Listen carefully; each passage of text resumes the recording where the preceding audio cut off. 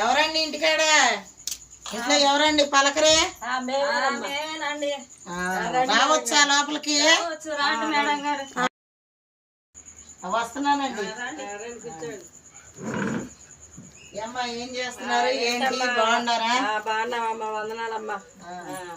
నమస్తే మేడం. ఏంటమ్మా ఇటు వచ్చారు? సరే, మేము లోన్లు ఇస్తామమ్మా. లోన్ల కోసం అని వచ్చాము. ఏం లోన్లు అంటే రంగమ్మ బ్యాంక్స్ నుంచి ఇస్తారు లోన్లు. అయితే మనిషికి వచ్చి 50,000 ఇస్తారు. అవి మంచిగా కట్టుకుంటే ఇంకా పెంచుతారు. దాన్ని బట్టి మరి సొంత ఇల్లు అయితేనే మళ్ళీ అది కూడా గ్రూప్ కి ఎంత మంది ఉండాలి? 10 మంది అమ్మా. మినిమం 5 కాడ నుంచి 10 మంది. ఎంతమంది అయినా పెట్టుకోవచ్చు. 5 కాడ నుంచి 10 మంది. వారం కట్టుబడి. వారం కట్టుబడి. వారం. మీరేం పనికి వెళ్తారమ్మా? కూలి పనులకి వెళ్తాం.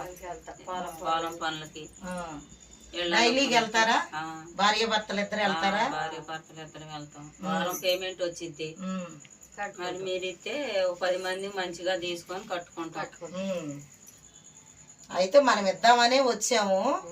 అయితే మీరు 200 రూపాయలు అట్ట వస్తుంది మీకు. కొంతమందికి ఫ్రీ అవుతుంది, కొంతమంది కాల్చుకునే దాన్ని బట్టలే సార్ అది. సరే, రేపు మరి నన్ను ఎన్నింటికి రామంటారు?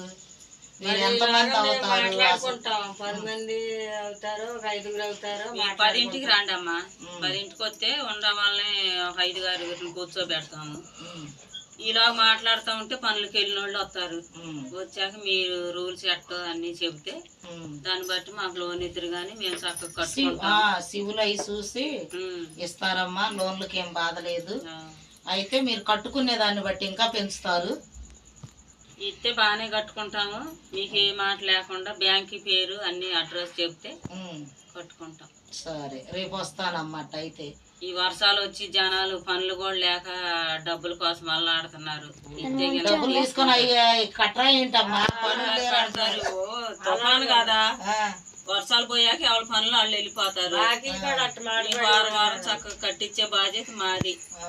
మీరేం ఇబ్బంది పడే పని లేదు. సరే, రేపు వస్తామమ్మా. రేపు 10ంటికి వస్తాను. మొత్తాన్ని కూర్చోబెడతాం. ఫోన్ నెంబర్ ఇవ్వండి, మాది తీసుకోండి.